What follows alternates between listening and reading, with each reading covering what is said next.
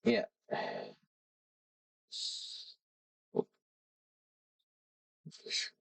selamat datang. Perkenalkan, nama saya Fadilano Haji Sakarevi dengan NIM 231220033, mahasiswa dari Prodi Teknik Informatika. Hari ini saya akan mempresentasikan usulan proposal skripsi saya yang berjudul simulasi simulasi terapi akrofobia menggunakan VR mobile.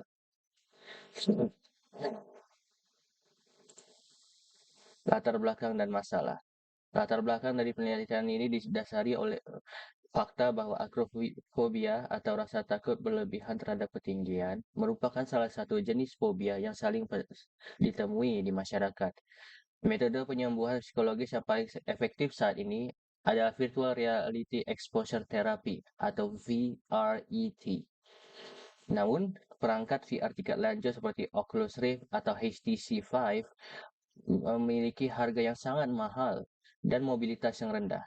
Oleh karena itu, penelitian ini hadir untuk mengembangkan solusi VRET yang terjangkau dan mudah diakses oleh masyarakat luas, yaitu menggunakan teknologi mobile VR dengan headset murah seperti Google Cardboard atau VR.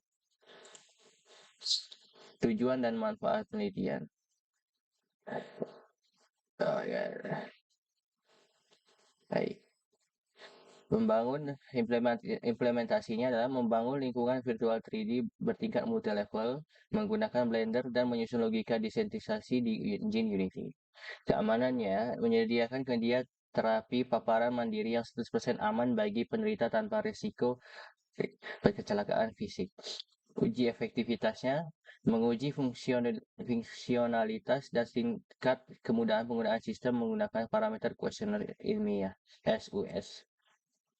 Batasan masalah skripsi. Platform sasaran. Aplikasi dirancang untuk smartphone Android menggunakan sensor gyroscope internal tanpa controller eksternal tambahan. Viewer goggles. Menggunakan Google Cardboard atau VR box standar yang umum tersedia di pasaran secara bebas.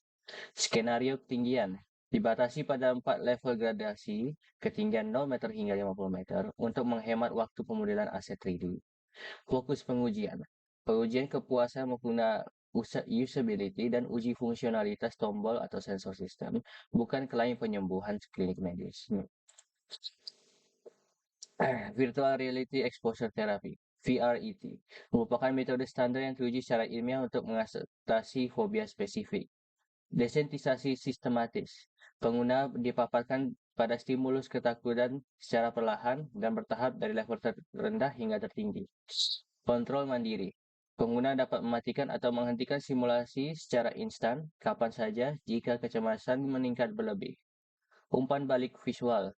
Lingkungan 3D dirancang low poly agar performa rendering di smartphone lancar, lebih dari 60 fps mencegah pusing. Tahapan skenario terapinya itu pertama dari lantai dasar dulu, level evaluasinya 0 meter, berdiri di halaman gedung untuk membiasakan diri dengan lingkungan virtual reality. Lalu dilanjutkan dengan jembatan penyeberangan. Ini merupakan level rendah yaitu 5 meter, berdiri dan melihat ke arah jalan raya dengan pembatas jembatan yang aman.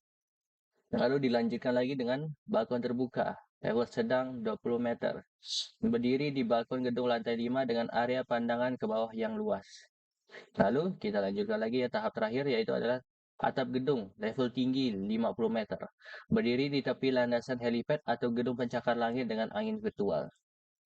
Ya, kebutuhan perangkatnya bisa kita lihat dari sini. Perangkat lunaknya ada Blender 3D untuk membuat lingkungan, gedung, dan ornamen 3D. Lalu ada Unity Engine untuk penyusunan scene, integrasi kamera VR, dan pemrograman logika C#. Perangkat kerasnya itu adalah smartphone ya, untuk media eksekusi aplikasi dengan sensor gyroscope aktif. Perangkat kerasnya lagi yaitu ada VR Google atau box yang kita sudah bicarakan sebelumnya, menyajikan visualisasi stereoskopik 3D kepada mata pengguna. Ini rencana uji efektivitasnya ya. Jadi ini masih masih hanya ramalan aja. Tapi sebelum terapi pretest itu 80% tingkat kecemasan. Lalu seiring berjalannya levelnya itu bisa menurunkan tingkat kecemasannya. Dan ini mungkin dilakukan secara berkala untuk menurunkan tingkat kecemasan orang yang mengidap akrofobia. Nah, ini rencana kerja saya 4 bulan, yaitu bulan 1, penyusunan proposal studi literatur terapi akrofobia dan pembuatan sketsa aset 3D di Blender. Di bulan kedua, modeling aset di Blender, integrasi ke Unity, pembuatan logika skenario perpindahan level menggunakan C#. Lalu pada bulan ketiga, uji coba sistem alpha dan beta testing, perbaikan bug motion sickness, dan pengujian kepada responden. Lalu pada bulan terakhir, analisis data hasil kuesioner sistem usability scale SUS, penyusunan draft skripsi, dan persiapan sidang akhir. Terima kasih, itu saja yang bisa saya sampaikan. Ya,